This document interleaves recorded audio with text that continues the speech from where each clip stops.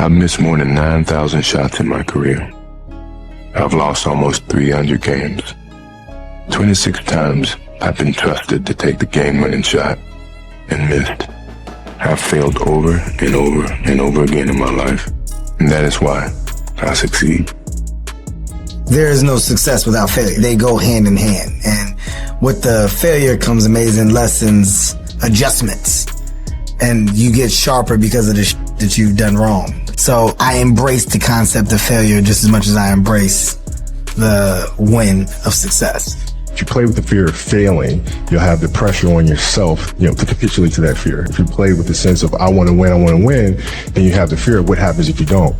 But if you find common ground in the middle, in the center, then it doesn't matter. You're unfazed by either, right? And that enables you to really just stay in the moment, stay connected to it, and not feel anything other than what's in front of you. We're so controlled by, what's the result?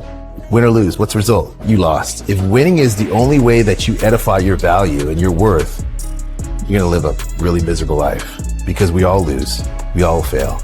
It's part of the learning process. People always say either win or you learn. It's so true, so f***ing true. Failure is education if you use it. I mean, if you learn something, it's not a failure. If you don't learn anything, then it's failure. Why not adopt the philosophy that life is not happening to me, it's happening for me? And that everything's happening for me, even what I thought was failure, and now my job is to figure out where's the benefit and use it. Failure is just lessons and feedback on what you can do to change. You don't lose until you stop. Say that again, failure. Failure is just lessons. It just shows you what mistakes you made and tells you what not to do the next time. Okay. But when you stop, that's when you lose. As a gymnast, I failed 50 times a day. I tried something, I messed up, I fell, I crashed, and I kept doing it till failure to me was just a stepping stone to where I was going. That's what humans are good at. We all fail. We've all failed. Did you ever fight somebody that you were like, that they got you? Was there ever a kid that got you or no? Absolutely. In order to be good, you have to lose it and understand loss. Because loss is life. Because life is gonna give everybody a bad hand. No one's gonna leave here without being tried in life. Wow. And you have to be, you're gonna have to take it. Adversity make the strong stronger or the weak weaker. How did you learn that? I have to lose everything. If you fail on Monday, the only way it's a failure on Monday is if you decide to not progress from that. And so to me, that's why failure is not existent. Because, if I fail today, okay, I'm going to learn something from that failure and I'm going to try again on Tuesday. You got to find ways to dig deep, because the reality of your career is overcoming adversity.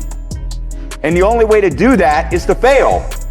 And the only way to fail is to put yourself in uncomfortable situations, because you're always in your comfort zone, you're not going to fail. So if you fail and then you figure out a solution to overcome the failure, you gain a lot of self-confidence.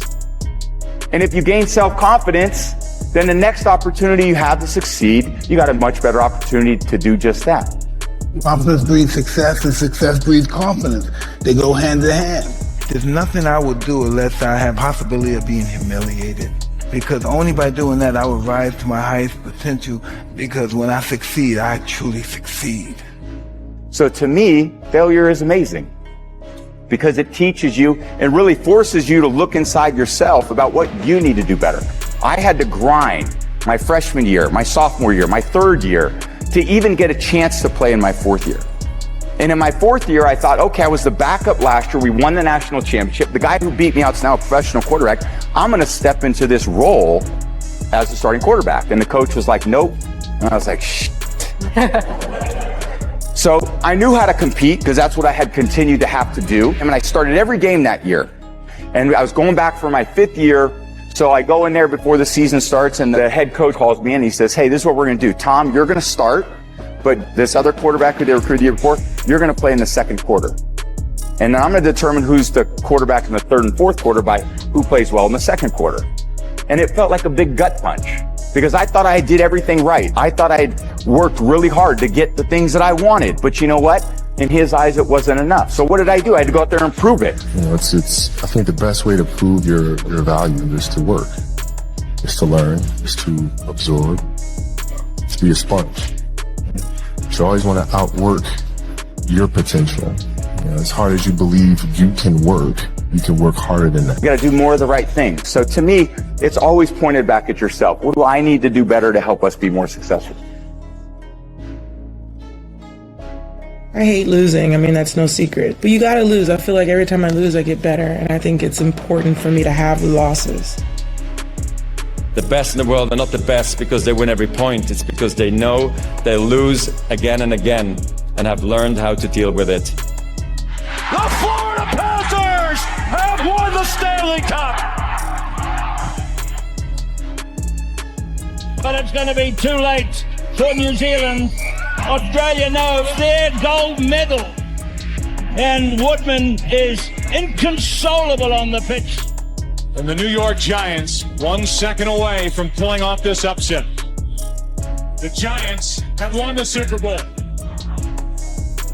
And after a 22-year absence, the Boston Celtics are NBA champions once again. What I've learned is to always keep going. You know, there's been times, particularly early in my career, where it just feels like this is the end. But what I've come to find out is that no matter what happens, the storm eventually ends. And when the storm does end, you want to make sure that you're ready. By 10, and time is beginning to run out for the Chicago Bulls. But the Pistons are going to move on to play the Lakers, and the difference. We had a chance to beat them. We just didn't respond. I was devastated. I was absolutely devastated. I cried on the bus. My father came on and said, look, it's just one game. Bounce back. Come back next year. Jordan from deep. Michael Jordan has connected on Detroit Pistons. Heading back to the locker room. Their season has concluded while the Chicago Bulls advance to the NBA championship round. Successful people see opportunity in every failure. Normal people see failure in every opportunity. Both are right. Only one gets rich. You can't control the outcome all the time. Like, the ball's gonna bounce the other team's way. Like, sometimes it should go the other people's way. It shouldn't always go your way. You get motivated by the losses. You stay motivated through the winning. What you can control is your process. You can control the work ethic, the consistent discipline, your attitude, your culture, how much you care. All those things are in you. They just need to be drawn out of you. If you don't fail, you're not even trying. The truth is, whatever game you play in life, sometimes you're going to lose. A point, a match, a season, a job. It's a roller coaster with many ups and downs. And it's natural when you're down to doubt yourself and to feel sorry for yourself. And by the way, your opponents have self-doubt too. Don't ever forget that. You want to become a master at overcoming hard moments. That is, to me, the sign of a champion. Chris Bumstead. He is the Mr. Olympia Classic Physique Champion 4 years in a row. This guy he looks like he's carved out of stone. He's the modern day Arnold Schwarzenegger. People are making a lot of comparisons. He doesn't have the tyrannical self-belief that someone like a Michael Jordan does. So, you know, Michael Jordan he wouldn't even dream of losing. If anybody slighted him, there was this sort of rage fire that was lit underneath him. But Chris's approach is very different. He's like, I think about losing all the time. It's like, I'm scared of losing. I'm scared of losing to my opponent. But his idea was that because he has accepted the fact that he may lose, he believes it's given him the potential to be able to put it all on the line in a way that someone who hadn't considered the possibility of losing wouldn't be able to do it.